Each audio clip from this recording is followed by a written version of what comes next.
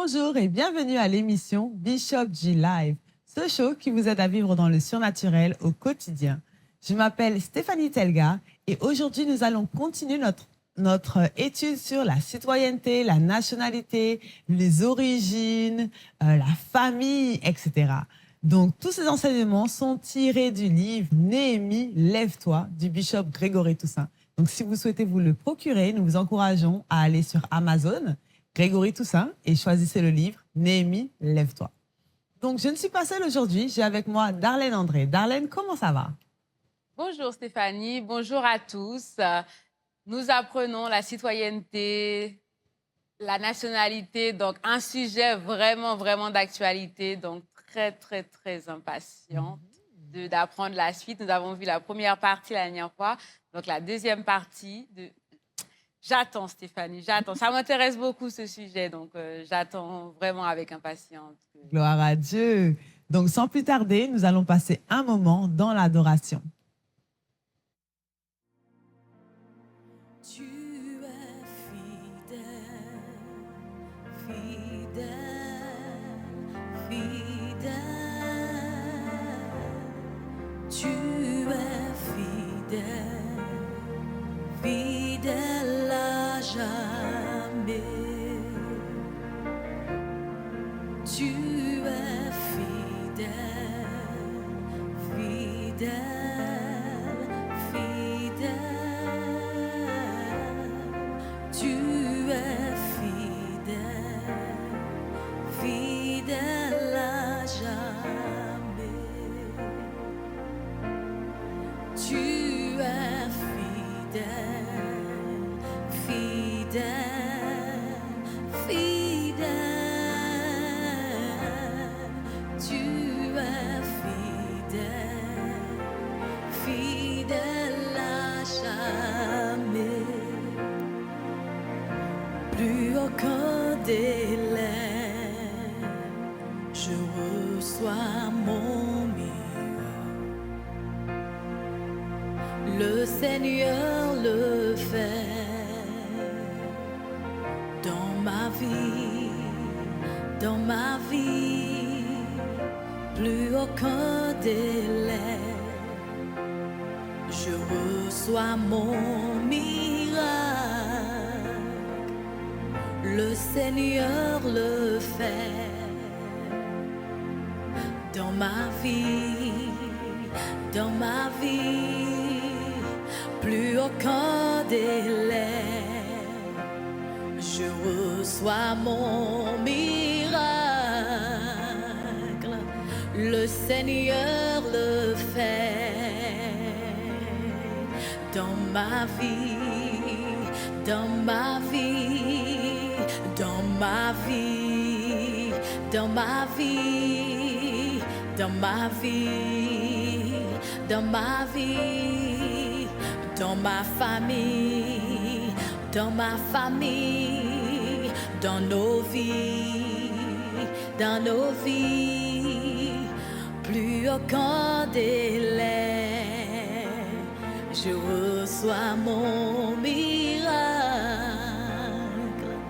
Le Seigneur le fait dans ma vie, dans ma vie. Plus aucun délai, je reçois mon miracle. Le Seigneur le fait dans ma vie, dans ma vie. Tu es fidèle, fidèle, fidèle. Tu es fidèle, fidèle à jamais. Tu es réel, réel, réel. Tu es réel, réel à jamais. Tu es fidèle, fidèle, fidèle.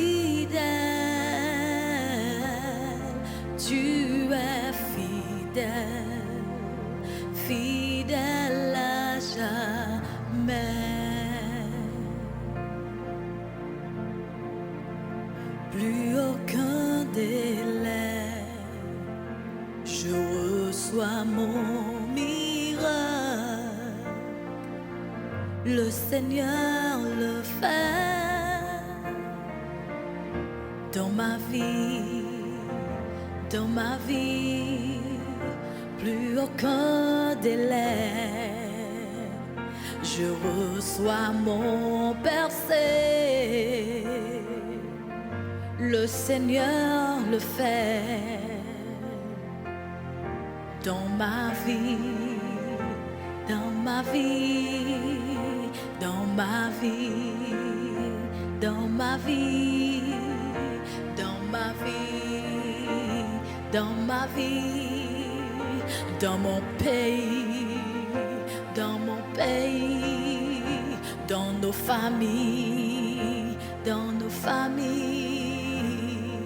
Tu es fidèle, fidèle,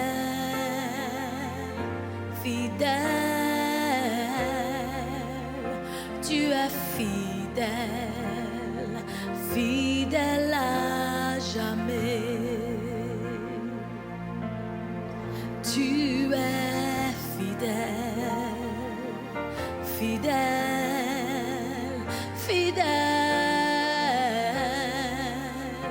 Tu es fidèle, fidèle à jamais. Tu es fidèle, fidèle, fidèle. Tu es fidèle, fidèle à jamais. Tu es fidèle. C'est tellement extraordinaire et tellement émouvant de savoir que nous avons un Dieu fidèle, nous servons un Dieu fidèle, un Dieu qui est avec nous à jamais, qui ne nous laissera jamais tomber. Les amis peuvent nous laisser, la famille peut nous laisser, mais on sait qu'on a une espérance, c'est que ni le ciel, ni la terre, ni les dominations ne peuvent nous séparer de la gloire de Dieu, de l'amour de Dieu manifesté en Jésus-Christ notre Seigneur. Ah, tu es fidèle, Seigneur. Amen.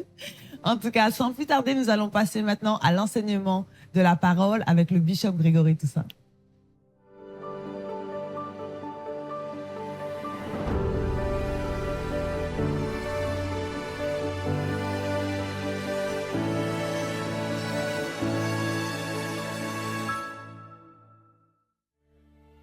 La citoyenneté, c'est un statut juridique que la loi peut révoquer, que la loi peut reprendre. Est-ce que vous êtes avec moi? OK. Maintenant, c'est différent de la nationalité.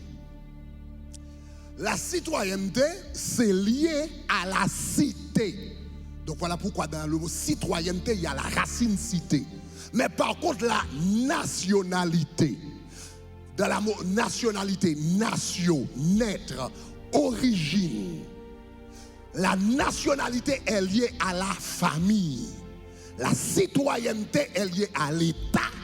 Mais la nationalité est liée à la famille. Donc vous allez regarder par exemple dans le livre des psaumes, n'est-ce pas? Regardez avec moi, psaume 22, verset 27. La Bible dit, toutes les extrémités de la terre penseront à l'Éternel et se tourneront vers lui. Et puis regardez ce que la Bible dit, toutes les familles des nations se prosterneront devant ta face. Toutes les quoi? Les familles des nations. La nationalité est liée à la famille. L'État te donne la citoyenneté, mais c'est ta famille qui te donne la nationalité. Je reprends. L'État te donne la citoyenneté, mais c'est la famille qui te donne la nationalité. Tu peux perdre ta citoyenneté, mais tu ne peux perdre jamais ta nationalité. Et quand tu perds ta citoyenneté, soudainement, tu te trouves resté avec ta nationalité. Maintenant, peut-être tu l'as sous-estimé. Mais si tu perds sa citoyenneté, soudainement tu vas te rendre compte. Donc la seule chance que vous ayez, la seule chose qui vous reste, c'est ta nationalité. Ces juifs qui ont vécu en Allemagne pendant 2000 ans, je suis sûr et certain, il y avait des juifs qui ne se considéraient pas comme juifs. Ils étaient nés dans ce pays, leurs parents y étaient nés, leurs grands-parents y étaient nés, leurs grands-grands-parents y étaient nés. Bon, ils disaient, mais là, je m'en fous, hein. Mais quand ils ont perdu leur nationalité, soudainement, ils se sont réveillés. Quand ils ont perdu leur citoyenneté, soudainement, ils se sont réveillés juifs. Ils sont allés, ils sont allés au lit allemand, ils se sont réveillés juifs. Ces Haïtiens-là qui vivaient en République dominicaine, des Dominicains d'origine haïtienne, cette dame-là qui avait vécu, et elle est née en République dominicaine, n'a jamais parlé le créole, n'a jamais été en Haïti, elle ne se considérait pas comme haïtienne, mais la décision a été prise, elle s'est endormie dominicaine et soudainement elle s'est réveillée haïtienne. Parce que quand tu perds ta citoyenneté, la seule chose qui te reste, c'est ta nationalité. Parce que la nationalité passe par la famille. La nationalité, est-ce que vous êtes avec moi? Ce sont les goûts. La nationalité, c'est la musique. La nationalité, c'est la nourriture. La nationalité, ce sont les choix culturels qui vont être transmis. Si vous êtes avec moi, dites-moi gloire. Voilà pourquoi il faut enseigner à vos enfants. Il faut enseigner cette différence à vos enfants. Parce que quand nos enfants sont nés en terre étrangère, donc ils pensent, ah moi je suis américain, moi je suis canadien, moi je suis ci, je suis ça. Ouais, aussi longtemps que la citoyenneté marche, donc vous n'êtes pas conscient de votre nationalité haïtienne. Mais du moment qu'il y a un problème, soudainement vous vous rendez compte que vous êtes liés à vos racines familiales. Est-ce que vous êtes avec moi? Voilà pourquoi les enfants qui grandissent dans vos maisons, il faut leur dire, oui, tu parles bien l'anglais, mais n'oublie pas tes racines. Tu parles bien l'espagnol, mais n'oublie pas tes racines. Tu parles bien le français, mais n'oublie pas tes racines. Tu parles bien le portugais, mais n'oublie pas tes racines. Si vous êtes avec moi, dites-moi gloire. On a eu une retraite avec la jeunesse, je crois que c'était au mois de novembre. On a eu une retraite avec la jeunesse. C'était nos jeunes, il y avait à peu près, je ne sais pas, 300, 350 jeunes, dans une retraite qu'on a eue, je sais, c'est Pennsylvanie ou quelque chose de ce genre. Mais en tout cas, la majorité de ces jeunes-là, c'était des jeunes nés aux États-Unis ou bien nés au Canada. Quelques-uns d'entre eux étaient nés en République dominicaine. Je sais pas, mais c'est surtout Canada, surtout États-Unis, Canada, France, République dominicaine, etc. Donc, à la retraite avec des jeunes. Mais en tout cas, ce sont des jeunes américains, des jeunes canadiens, etc., etc. Et puis, étant donné que le centre de retraite, selon le contrat qu'on a eu, donc c'est eux qui devaient pourvoir la nourriture. Donc, évidemment, c'est un centre de retraite américain. Donc, il leur a donné de la nourriture américaine. De la nourriture américaine, le petit déjeuner comme américain, donc lunch, dîner, etc. américain. Après 2 jours, mes amis, tous les jeunes étaient dépressifs. Ils me regardaient. Je leur demande, mais ce qui se passait? La nourriture. Mais j'ai dit, qu'est-ce qui se passe? Vous êtes des Américains, on vous donne de la nourriture américaine. Mais qu'est-ce qu'il y a? Non, nous besoin de riz, nous besoin de ça, nous besoin de... je leur ai dit, ça s'appelle la nationalité. Le choix vestimentaire, les préférences alimentaires, ça passe par la famille. Et c'est précisément ce qu'on appelle la nationalité. La nationalité, ce sont les préférences que vous avez reçues de vos parents. Qui fait du japonais un japonais, même s'il est né aux États-Unis. Il mange différemment et s'habille différemment. Qui fait du cubain un cubain, quoi qu'il soit né aux États-Unis. C'est ce qu'on appelle la nationalité. Et Dieu va se servir de ces choses, et la citoyenneté et la nationalité, pour faire de nous des instruments puissants entre ses mains. Est-ce que ça va, chers amis?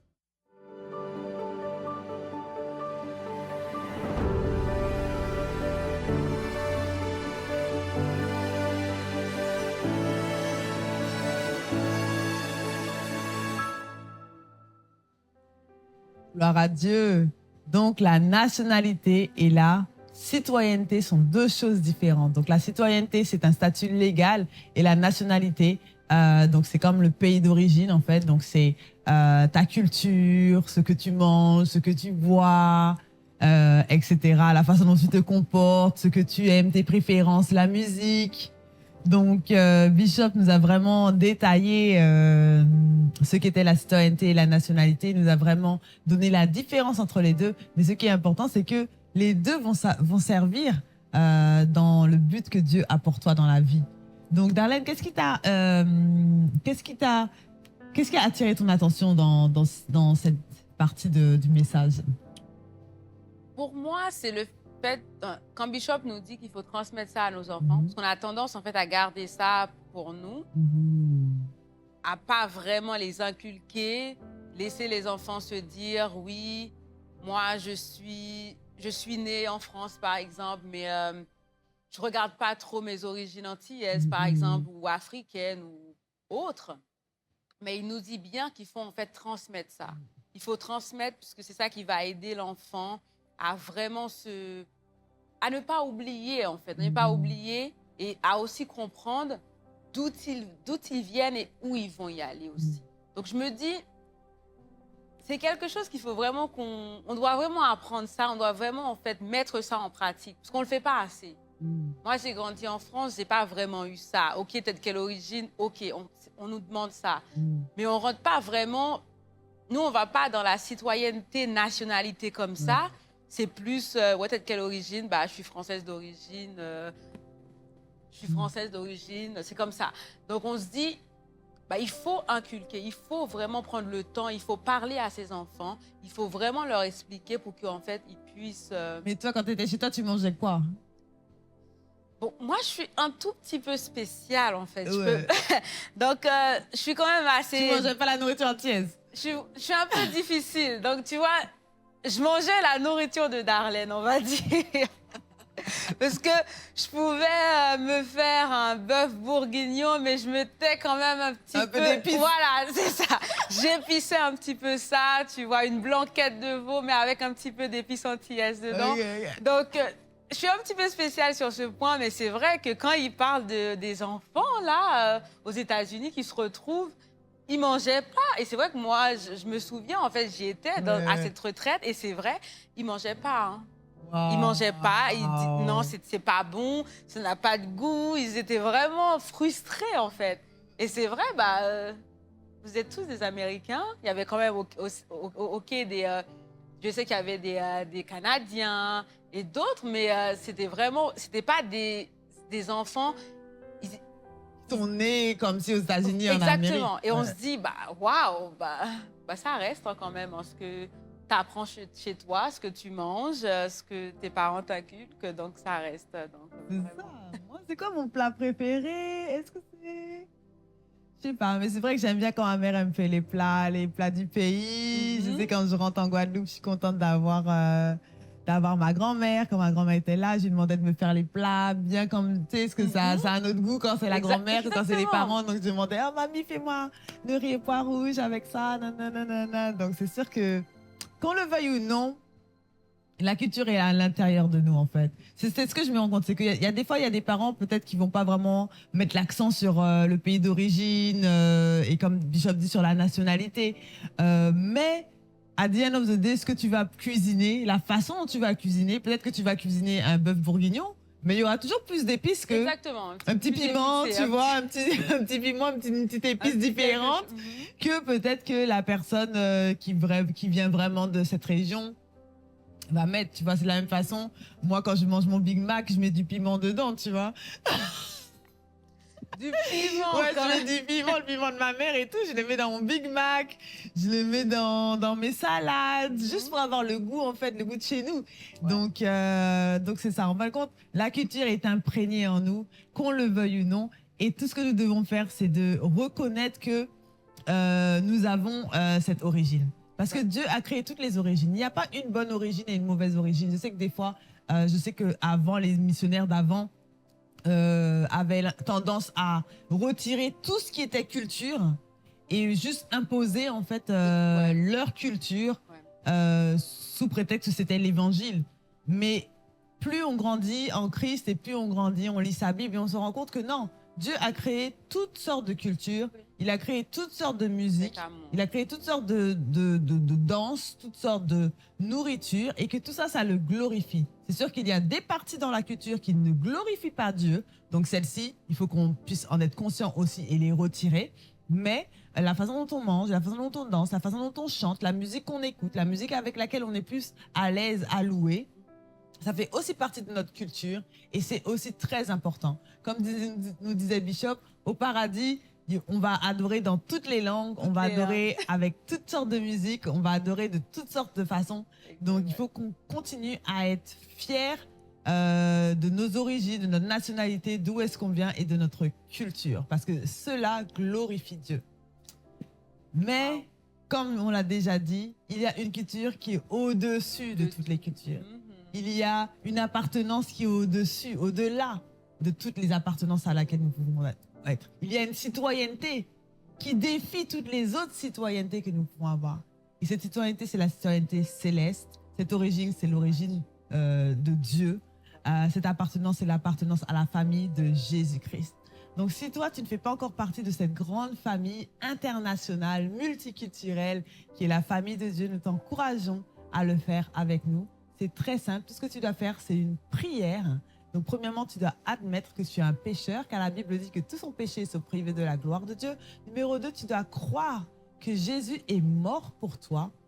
Numéro 3, tu dois confesser que Jésus-Christ est ton Seigneur.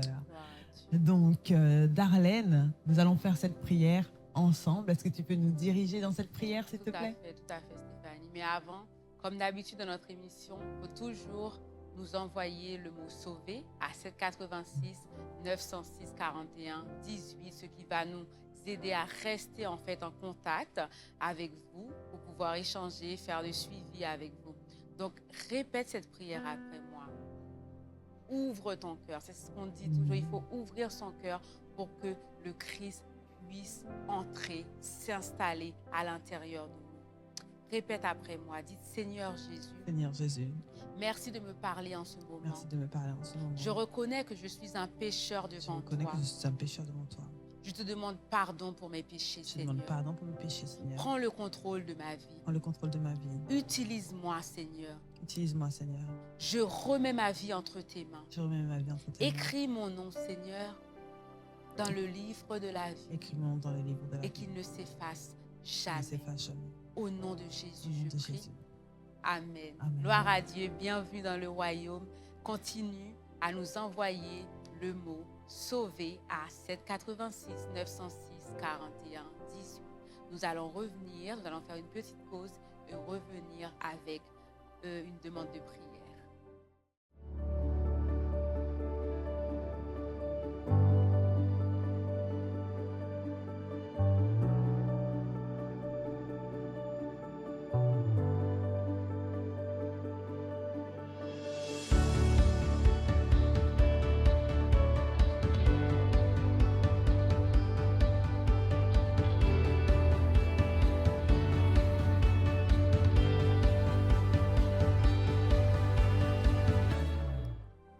Gloire à Dieu. Donc maintenant, nous allons donc avoir notre requête de prière. Donc il s'agit de la sœur Scarline de Long Island, New York. Elle nous dit je demande la prière pour ma fille Clara. Elle souffre de fortes douleurs au cou. Nous savons que ce n'est pas la volonté de Dieu que nous soyons malades. La volonté de Dieu, c'est que nous soyons en bonne santé, comme prospère l'état de notre âme. Donc, nous allons lever la sœur Scarline et sa fille Clocha en prière pour pouvoir intercéder pour sa guérison. Donc, Seigneur mon Dieu, sois élevé, honoré, glorifié. Seigneur, nous te remettons, Seigneur mon Dieu, cette fille Clocha, Seigneur mon Dieu, te demandons dans le nom de Jésus-Christ de la guérir, Seigneur. Ta parole dit, Seigneur, que tu souhaites que nous soyons prospères et en bonne santé, Seigneur. Nous savons que tu es Jéhovah Rapha, le Dieu qui guérit, Seigneur, et qu'il n'y a pas de petite maladie pour toi, Seigneur. Il n'y a pas de petite douleur pour toi, Seigneur. Tout ce que nous te demandons, Seigneur mon Dieu, c'est oui et amen, Seigneur mon Dieu. Et nous te demandons, Seigneur mon Dieu, d'agir dans la vie de cette personne, Seigneur. Agir dans la vie de toutes les personnes qui ont des problèmes de cou, des problèmes musculaires, des problèmes aux os, Seigneur mon Dieu, toutes sortes de douleurs, Seigneur. Nous te demandons maintenant d'agir dans leur vie dans le nom de Jésus-Christ, Seigneur. Nous brisons, Seigneur mon Dieu, tout esprit d'infirmité, tout esprit de maladie. Nous les lions, nous les brisons dans le nom de Jésus-Christ. Et nous te remercions d'avance, Seigneur mon Dieu, pour le témoignage qui va sortir de cette prière. Dans le nom de Christ Jésus que nous avons prié. Amen et amen. Donc, si vous aussi, vous avez une requête de prière, nous vous encourageons à texter le numéro 786 906 41 18 et écrivez requête de prière. Maintenant, nous allons passer à notre séquence témoignage parce que nous savons que lorsque nous demandons la prière pour Dieu, nous savons qu'il nous exauce et qu'il y a aussi des témoignages. Donc, Darlene, est-ce que tu as un témoignage? Oui, j'ai un témoignage de la sœur Madeleine de Fort Myers en Floride. Elle nous dit « Je vous salue au nom de Jésus. Je veux remercier Dieu car j'étais malade. Mon médecin m'avait dit que je ne survivrais pas car mes plaques de sang étaient à 0. Je saignais beaucoup. Aujourd'hui, mes plaquettes sont à 353. Dieu l'a fait, gloire à Dieu. Waouh! De 0 à 353. Dieu est vivant. Dieu est grand. Dieu fait grâce. Il fait plein de choses. Il suffit de demander. Donc, je sens, Stéphanie, il faut absolument que je remercie Dieu pour cette sœur. Donc, je vais faire une petite prière. Seigneur, je te remercie, Seigneur, pour cette sœur. Je te rends gloire. Merci Seigneur, tu es le médecin par excellence, tu fais grâce Seigneur. Nous te remercions, nous te rendons gloire et nous te demandons Seigneur de toucher toutes les personnes qui ont des problèmes Seigneur avec leurs plaquettes de sang. Nous te demandons de toucher ces personnes en ce moment. Au nom de Jésus, nous prions. Si toi aussi tu as un témoignage, n'hésite pas à nous l'envoyer à 786 906 41 18. Envoie témoignage. Si tu souhaites aussi faire partie d'un groupe de prière, il faut nous envoyer groupe de prière à 786 906 41 18. Si toutefois tu souhaites aussi participer financièrement à notre émission, vous pouvez aussi le faire au numéro 786 906 41 18. Il faut envoyer le mot « donner ». Et n'hésite pas à nous suivre sur Grégory Toussaint Français, sur YouTube, Instagram, Facebook ou encore Twitter. C'était vraiment très, très bien. C'était vraiment bien. Moi, j'adore cette série. On apprend beaucoup de choses. Nous remercions Dieu pour le bishop Grégory Toussaint et ce qu'il nous apprend. On se retrouve à la prochaine dans Bishop G Live.